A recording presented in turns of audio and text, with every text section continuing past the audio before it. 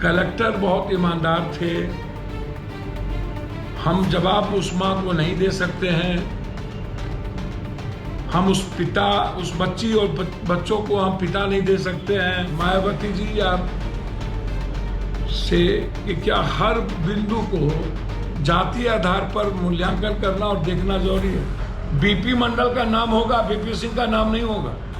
BP Singh Rajput से भी चले गए और ओबीसी जिसके लिए उन्होंने सब सरबत दे दिया उसके लिए भी ना हो।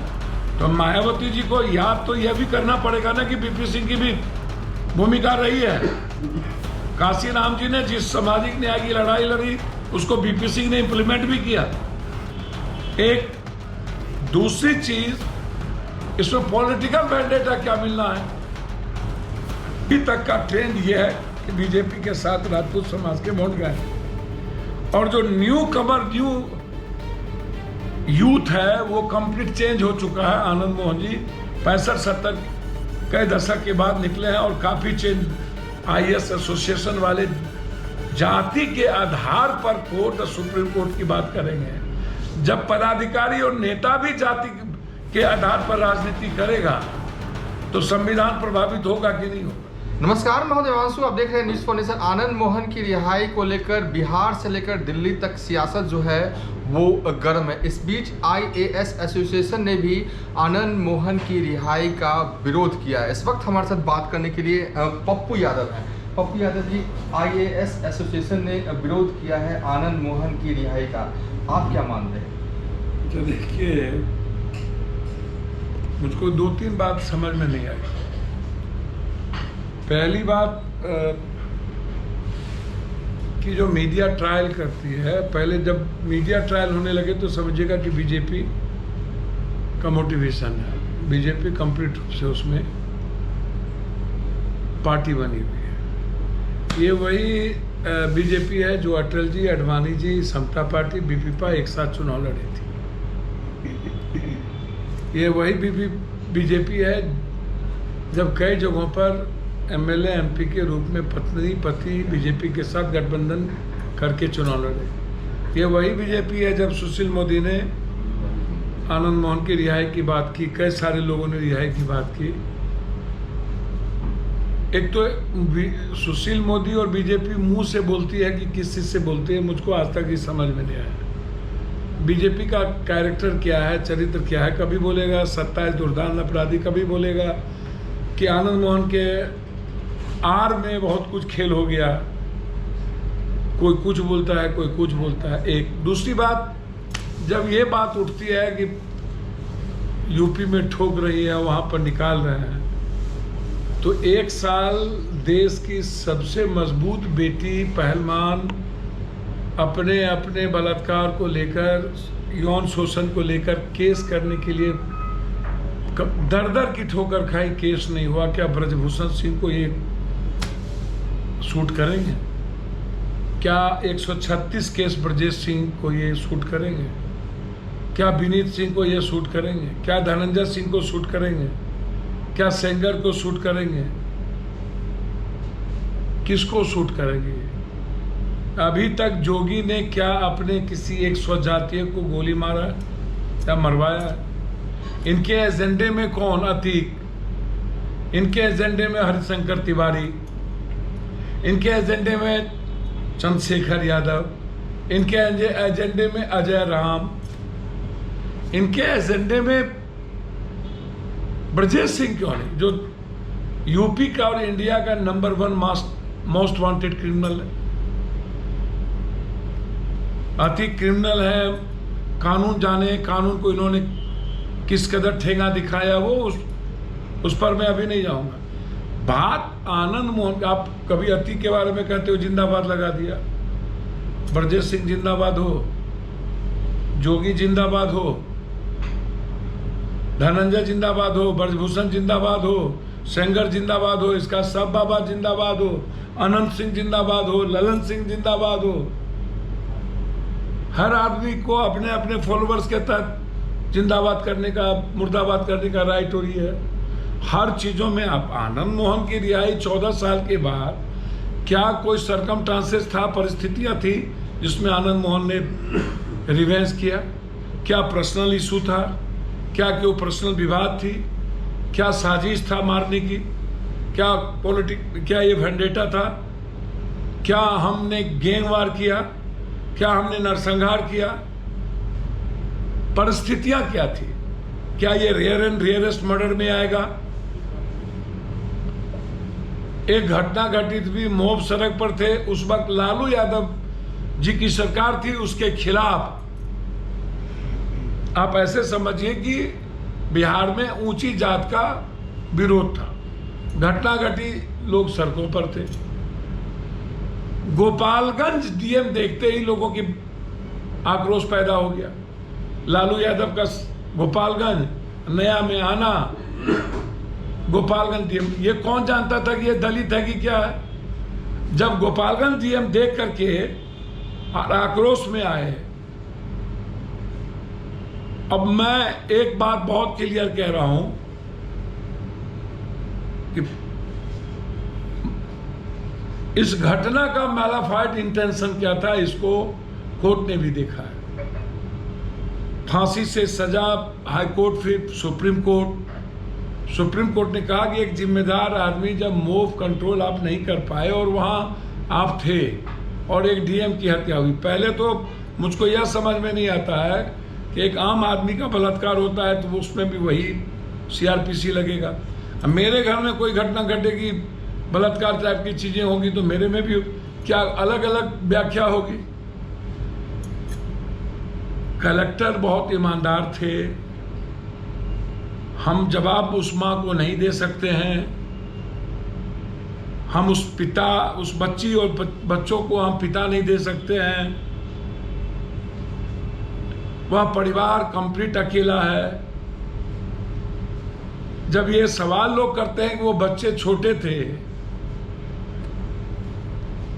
मुझको लगता है कि राहुल गांधी और प्रियंका गांधी को भी समझ लेने की जरूरत है। इंदिरा गांधी और के समय राहुल जी की उम्र क्या थी, प्रियंका जी की उम्र क्या थी और राजीव जी के समय क्या था, और तब भी उन्होंने क्षमा करे उस भोजन को आप माफ किया उन्होंने अपने सब पिता के हत्यारे को। तो हम तो आग्रह ही कर सकते हैं कि ऐसे समय में 14 साल के बाद 65 और 70 के बीच में उसकी उम्र है और रेयर एंड रेयरेस्ट मर्डर नहीं होने के चलते गवर्नमेंट को ये पूरी संवैधानिक राइट है कि वो अपनी पॉलिसी को समय समय पर अमेंडमेंट बदलने का हर गवर्नमेंट को राइट है और कानून के तहत ही राइट है। कानून का इंटरप्रिटेशन सुप्रीम कोर्ट करेगी, लेकिन कानून हमें इजाजत देता है किसी भी सरकार को कि परिस्थितियां क्या थी उसका मूल्यांकन जरूर, और उसमें मेरा मानना बिल्कुल क्लियर है कि ना तो कोई वीडियो है आनंद मोहन के कि मारो, ना उन्होंने प्रोवोक किया, ना कुछ किया।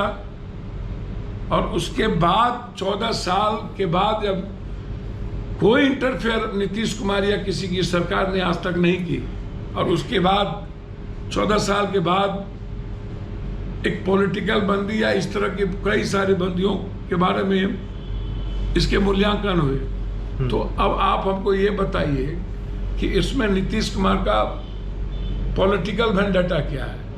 आप जो बार बार ये कहते हैं कुछ लोग इसमें पॉलिटिकल वेंडेटा है, मैं बहुत विनम्रता के साथ कहना चाहूँगा मायावती जी या से कि क्या हर बिंदु को जातीय आधार पर मूल्यांकन करना और देखना जरूरी है और हर बातों का प्रतिक्रिया देना जरूरी है? क्या इसके पहले बहुत सारे डीएम या बहुत सारे आईएएस आईपीएस की हत्या नहीं हुई है?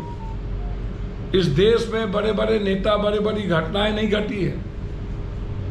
इस देश में कब घटना बड़ी बड़ी नहीं घटी है? जो व्यक्ति यह सवाल खड़ा करता है कि आईएएस आईपीएस का मनोबल गिरेगा, एक तरफ यह सवाल है और दूसरे तरफ है कि इससे पॉलिटिकल वेंडेटा महागठबंधन को तो चंद्रशेखर सिंह और बीपी सिंह, राजपूत समाज के लोग हमेशा समाजवाद के साथ खड़ी रही थी, सामाजिक न्याय, वो कांग्रेस विरोधी थे। देश में 2 प्राइम मिनिस्टर बने, जिसमें बीपी सिंह एक ऐसे स्टॉलवर्ट पर्सनालिटी बने, बीपी सिंह, जिन्होंने बाबा साहब के अंबेडकर के विचारों को कंप्लीट रूप से हूबहू आरक्षण को लागू किया। यदि बाबा साहब अंबेडकर की तस्वीर लगेगी जहां जहां हम लगाएंगे, वहां हम कल के दिन बीपी सिंह की भी तस्वीर लगाएंगे। बीपी मंडल का नाम होगा, बीपी सिंह का नाम नहीं होगा। बीपी सिंह राजपूत से भी चले गए और ओबीसी जिसके लिए उन्होंने सब सर्वस्व दे दिया, उसके लिए भी ना हो। तो मायावती जी को याद तो यह भी करना पड़ेगा ना कि बीपी सिंह की भी भूमिका रही है। काशी राम जी ने जिस सामाजिक न्याय की लड़ाई लड़ी, उसको बीपी सिंह ने इंप्लीमेंट भी किया।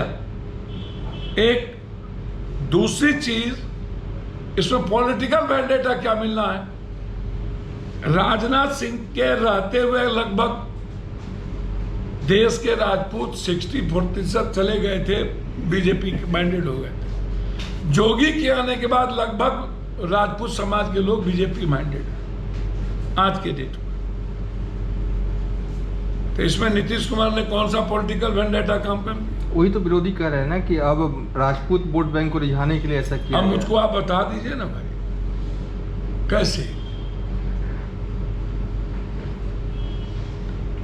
अभी तक का ट्रेंड यह है कि बीजेपी के साथ राजपूत समाज के वोट गए, और जो न्यू कमर, न्यू यूथ है, वो कंप्लीट चेंज हो चुका है। आनंद मोहन जी 65-70 के दशक के बाद निकले हैं और काफी चेंज माहौल है। उन्होंने जिस वक्त समता, बीपीपा और एक थे, उस वक्त जो पार्टी बनी थी, तब से लेके आज तक जो घटनाक्रम हुआ, और आनंद मोहन जी को लेकर के समय समय पर महाराणा प्रताप या अलग अलग जगह पर नीतीश कुमार जी से यह सवाल खड़ा होता रहा है कि आनंद मोहन जी को निकालिए। तो वो तब तक उनकी विचार नहीं हिलू ढीली जब तक कि उन्हें कानून इजाजत नहीं दिया।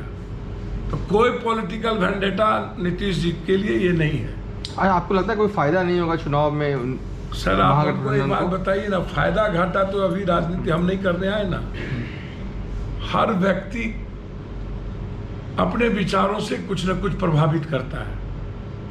अब जैसे मैं इस बात को भी इत्तेफाक, जैसे मायावती जी ने एक बयान दे दिया और आनंद जी ने भी कह दिया कौन मायावती, तो मैं इससे भी इत्तेफाक करता हूँ। मायावती जी निश्चित रूप से इस देश की पीएम बनने के एक उम्मीदवार, जैसे लालू जी कभी एक पीएम पर्सनैलिटी थे, मुलायम सिंह थे, उसमें मायावती भी दलितों में देश के पीएम की एक बड़ी पर्सनैलिटी थी। हम मायावती जी के सेक्रीफाइस को, उसके लंबे संघर्ष को, काशी राम जी से लेके अभी तक के, उसको हम भुला नहीं सकते। लेकिन मायावती जैसे स्टॉलवर्ट पर्सनालिटी को आनंद मोहन जी की रिहाई पर कुछ प्रतिक्रिया देना पड़े, मुझे लगता है कि ये थोड़ा जल्दीबाजी हो गई और जातीय आधार पर हर चीज़ों को आईने से नहीं देखा जा सकता। अंत में मैं एक बात जरूर कहूँगा, जो IAS IPS वाली बात, देखिए अदगल गगरी छलकत जाए टका से बाजा वाला खाजा वाला बात है। सूप बाजे तो बाजे, चलनियों बाजे। जैसे सुशील मोदी का कोई मुंह कान नहीं है, वैसे इस कंट्री में, इस बिहार में प्रशांत किशोर का कोई मुंह कान नहीं है। जो मन में आता है बकता है। कभी तेजस्वी जी को कुछ बक देंगे, कभी औकात बता देंगे नीतीश कुमार को। वही हाल बीजेपी की हो गई है। तो उसमें एक बात मैं आपको बता दूं, और बहुत इसको गंभीरता से देखिएगा। देखिए, मैं IAS एसोसिएशन को मात्र 3 सवाल पहले पूछना चाहता हूँ। मर्डर बहुत हुए, इन्होंने कितना बाप दादा किया आप जान लीजिए। पहला, एक प्रदीप शर्मा को जबरदस्ती जेल में कैद रखा गया था, तब ये क्यों नहीं बोले? IPS संजीव भट्ट को गुजरात दंगों में जबरदस्ती बंद रखा गया, तब इनको डर नरेंद्र मोदी की क्यों सता रही थी? और बक्सर के कलेक्टर जब आत्महत्या किए थे, उसके पीछे आत्महत्या करवाने में किसकी की भूमिका है, उसमें बीजेपी सबसे बड़ी है, तब ये क्यों नहीं गए? आज जो जिस तरीके से ये बात कर रहे हैं IAS एसोसिएशन वाले, जाति के आधार पर कोर्ट और सुप्रीम कोर्ट की बात करेंगे, जब पदाधिकारी और नेता भी जाति के आधार पर राजनीति करेगा तो संविधान प्रभावित होगा कि नहीं होगा। आप विचारों की राजनीति करिए, कोई दिक्कत नहीं, गरीबों की जिंदगी चेंज करिए, कोई दिक्कत नहीं, लेकिन जातीय आधार पर बाइफर्केशन तो फिर बचेगा क्या। तो मैं मानता हूं कि आईएएस एसोसिएशन को ऐसी चीजों से बचनी चाहिए। अब दास जी के बारे में मैं कुछ नहीं कहूंगा, कुछ आईएएस जो रिटायर कर गए, मैं उनके बारे में कुछ बोलना नहीं चाहता हूं, भगवान सद्बुद्धि दे। चलिए, थे हमारे साथ बात करने के लिए पप्पू यादव। फिलहाल इस वीडियो को हम यहीं पर एंड कर रहे हैं।